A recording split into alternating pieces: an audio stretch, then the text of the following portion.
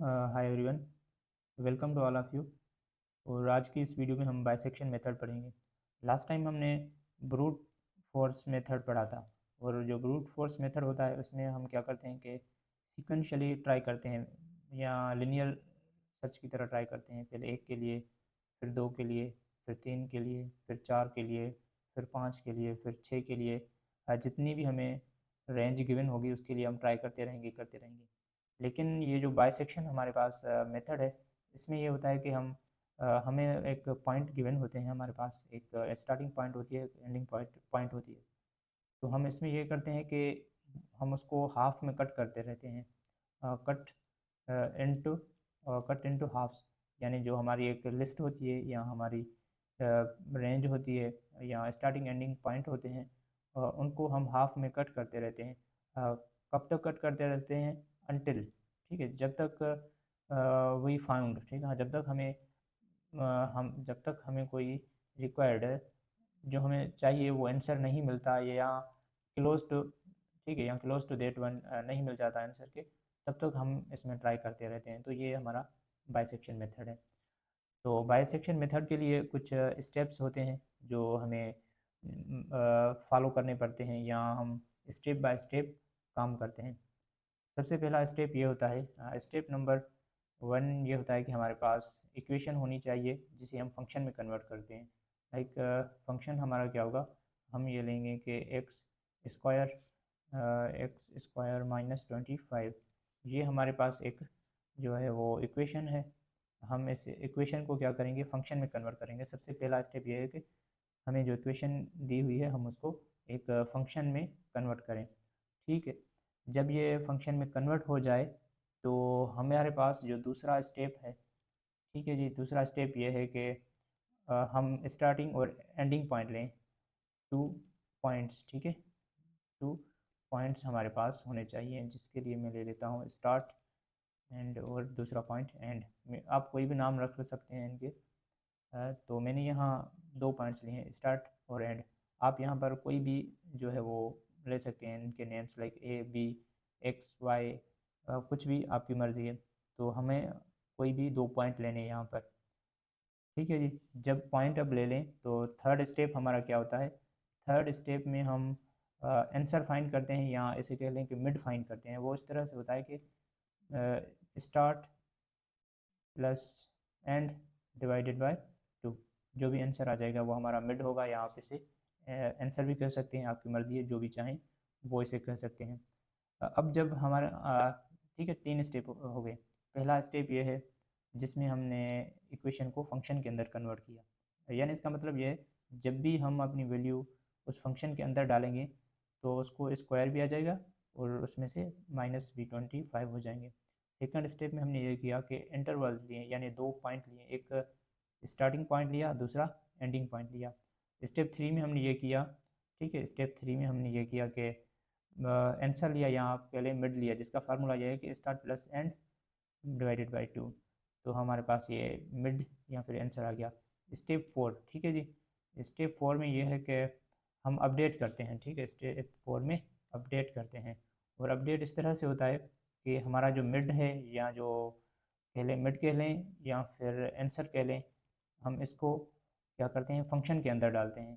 ठीक है, फंक्शन में डालेंगे, और उस फंक्शन के बाद अगर उसका जवाब, ठीक है, अगर उसके बाद जो भी रिज़ल्ट आएगा पॉजिटिव रहा, तो अगर उसका जवाब रहा पॉजिटिव तो हम अपडेट करेंगे जी एंड को कैसे अपडेट करेंगे? एंड में असाइन कर देंगे मिड, या जो आंसर है उसकी वैल्यू।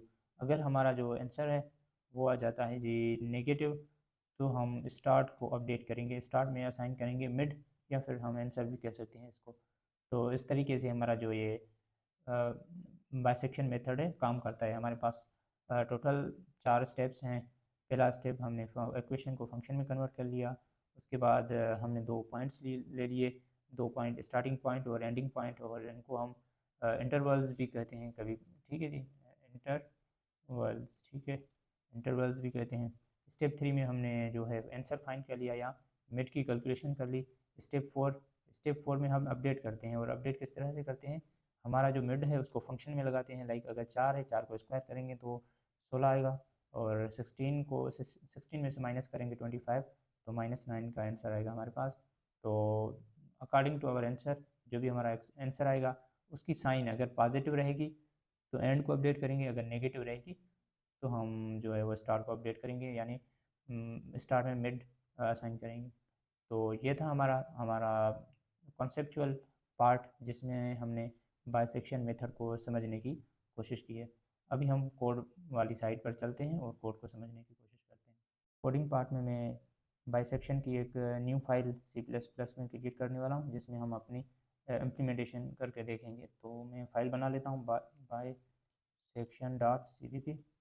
तो लास्ट टाइम हमने ब्रूट फोर्स का जो कोड किया था वहीं से मैं एक बॉयलर प्लेट कोड जो है वो कॉपी कर लेता हूँ ताकि हमारा टाइम बच जाए ज़्यादा और हम अपना काम जो है वो जल्दी जल्दी कर सकें। ठीक है जी। अब हमने जो स्टेप्स लिए थे उन स्टेप्स के अकॉर्डिंगली हम काम करेंगे। तो हमारा पहला स्टेप ये था कि जो इक्वेशन है उसे फंक्शन में कन्वर्ट करना। तो बजाय मैं इक्वेशन के लिए एक फंक्शन राइट करूँ उसे हम डायरेक्टली करेंगे। तो सेकंड स्टेप पर आते हैं। सेकंड स्टेप में क्या था कि हमें कोई भी दो पॉइंट ले लेने हैं और उनके नाम और उनकी कोई वैल्यूज़। तो मैंने जो नाम लिए थे वो नाम थे जी, क्या नाम, DOU डबल नाम थे स्टार्ट। स्टार्ट में साइन कर लेता हूँ 1 और दूसरा था एंड। अच्छा, इसके नाम आप कोई भी रख सकते हैं, आपकी चॉइस है, ABXY वगैरह वगैरह।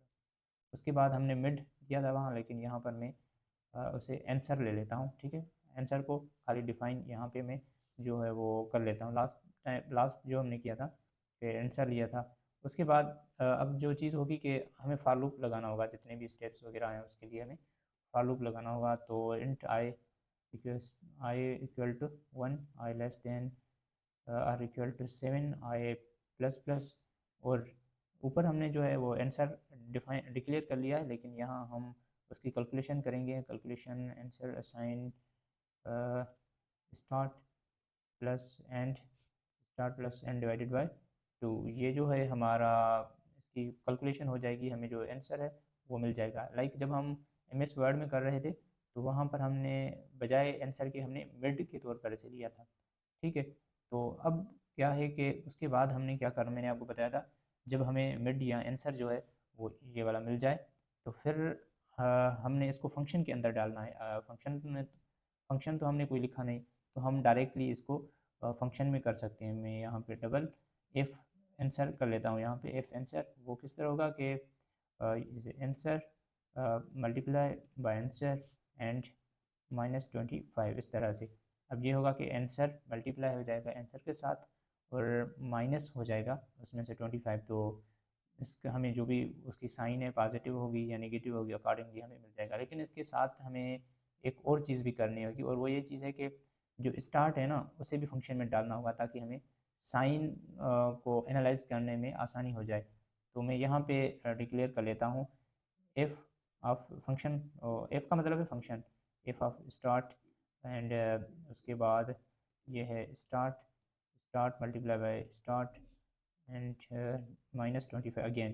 तो ये एफ का मतलब है कि स्टार को हम फंक्शन के अंदर डाल रहे हैं। लाइक स्टार्ट हमारा क्या था, 1 था, 1 को 1 के साथ मल्टीप्लाई करें तो हमारा आंसर आ जाएगा 1 ही आएगा, और 1 में से माइनस करें 25 तो हमारे पास जो आंसर आएगा वो होगा -24 इस तरह से। तो सेम तरीके से ये दोनों चीज़ें भी होगी। अब हम जो अपडेशन थी वो करेंगे, यानी पहले कंडीशन लगाएंगे और कंडीशन के बेस पर हम अपडेट करेंगे कि हमें अब क्या करना है।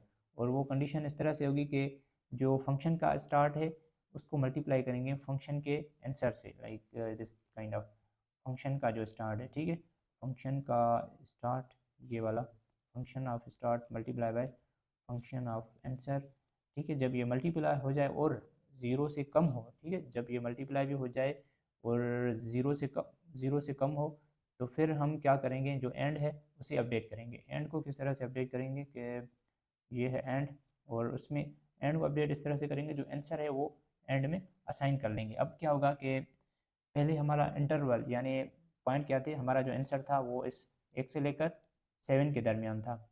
अब अगर ये इसको हम फंक्शन ऑफ स्टार्ट को मल्टीप्लाई करें फंक्शन ऑफ आंसर से और फिर भी ज़ीरो के नीचे हो, कम आए उसका, तो इसका मतलब है हमारा जो इंटरवल है अब ये यहाँ तक होगा। ठीक है, यहाँ तक, स्टार्ट से लेकर एंड तक, जो नया वाला एंड है, और जो भी होगा वो इसमें असाइन हो जाएगा, ठीक है। और एल्स वाले पार्ट में हम कर लेंगे जी स्टार्ट असाइन आंसर, ठीक है, नहीं तो ये असाइन हो जाएगा। इस तरीके से हमारा जो कोड है वो मुकम्मल हो जाएगा, ठीक है। तो हम इसे रन कर लेते हैं, लेट्स सी कि हमें क्या आंसर मिलता है, ठीक है। तो अच्छा, हमने अगर इसे हम रन करेंगे तो ये रन हो जाएगा, इसमें कोई इशू नहीं आएगा, लेकिन हमने कुछ प्रिंट किया नहीं है, ठीक है। तो हम यहाँ पर प्रिंट करते हैं चीज़ों को। सबसे पहले हम आंसर को प्रिंट करते हैं यहाँ पर, ठीक है। सबसे पहले हम सी आउट आंसर, ठीक है। मैं यहाँ पर इसको कर लेता हूँ आंसर, ठीक है। और यहाँ पे एक स्पेस भी लगा लेते हैं न्यू लाइन के लिए हैंडल। और उसके बाद साइन जो है वो ये जो फंक्शन ऑफ आंसर है, इसको भी हम प्रिंट कर लेते हैं। मैं लिख लेता हूँ यहाँ पे, मैं इसे इस तरह से लिखता हूँ फंक्शन ऑफ आंसर, यानी आंसर जो था हमने उसे फंक्शन के अंदर डाल दिया, ठीक है। तो यहाँ पे एफ आंसर लिख लेते हैं और न्यू लाइन कर लेते हैं यहाँ पर भी, ठीक है। उसके बाद फंक्शन ऑफ स्टार्ट को भी प्रिंट कर लेते हैं, कि मैं यहाँ पर इस तरह लिखता हूँ ताकि आपको आसानी हो जाए। इसका मतलब ये है कि हमने स्टार को फंक्शन के अंदर डाला, और जब भी हम कोई चीज़ फंक्शन के अंदर डालेंगे तो होगा ये कि एक तो उसके अंदर ऊपर स्क्वायर आ जाएगा और माइनस हो जाएंगे 25, तो इस तरह से ये काम हो जाएगा। ये एंडल आ जाएगा, कुछ गलती है तो ये अब प्रिंट हो जाएंगे, तो आइडिया हो जाएगा, कुछ स्क्रीन पे आएगा। पहले यह था कोड मुकम्मल था, लेकिन हमने प्रिंट कुछ नहीं किया था। अब ये जो है हमारा मुकम्मल आ चुका है स्क्रीन पर, पहले नहीं आ रहा था, ठीक है।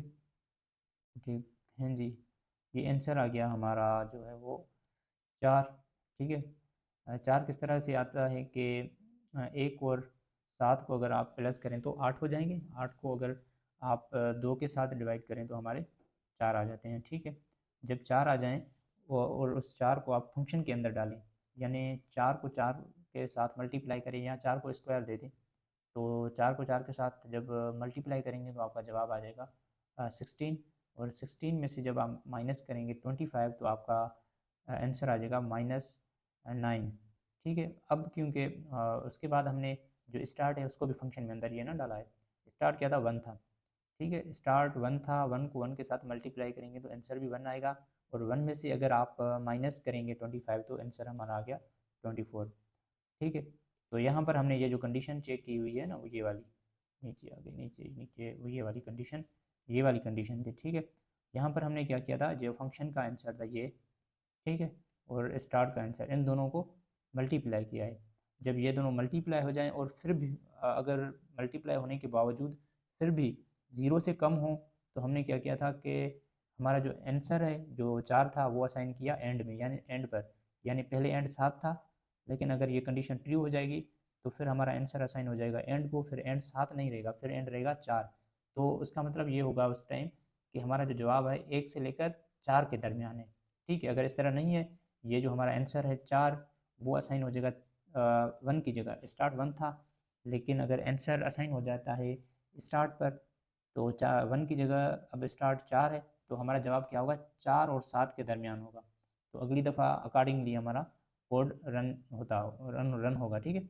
तो अगली बार ये आंसर हमें 5.5 मिला है, वो इस तरह के, क्योंकि स्टार्ट हमारा अपडेट हुआ, ठीक है, स्टार्ट हमारा अपडेट हुआ 4 और 7, 4 और 7 को जब आप प्लस करेंगे तो 11 होंगे, और 11 को जब आप 2 के साथ डिवाइड करेंगे तो उसका जवाब आएगा 2.5, ठीक है। इस तरीके से हमारा ये जो दूसरे भी हमारी आइट्रेशंस हैं वो चलती जाएंगी, और जब तक हम अपने जो डिज़ायर्ड आउटपुट है या डिज़ायर आंसर है उस तक पहुंच नहीं जाते या उसके क्लोज नहीं पहुंच जाते, ठीक है। तो हमारा आंसर ये बिल्कुल है ये वाला, और ये, ठीक है, ये बहुत ही क्लोज टू आंसर्स हैं हमारे। ये इसको अगर आप 5 को 5 के साथ मल्टीप्लाई करें तो 25 आ जाएंगे, 25 को 25 में से माइनस करें तो 0 आ जाएगा, जो कि हमारा ये करेक्ट आंसर बनता है। लेकिन आप जितनी दफ़ा ये चलाते जाएंगे तो ये चलता जाएगा अनटिल आप, जब तक आप चलाना इसको चाहें तब तक चलता जाएगा। तो ये था हमारा कोड। आई होप कि आपको समझ में आया होगा। अच्छा लगे बुरा लगे कुछ भी तो अपनी राय ज़रूर दें, फीडबैक आपकी बहुत ही वैल्यूबल है, ताकि हमें ये जो लेक्चर्स हैं, ये जो वीडियो ट्यूटोरियल्स हैं, उनमें इम्प्रूवमेंट करने में आसानी हो। Thank you so much.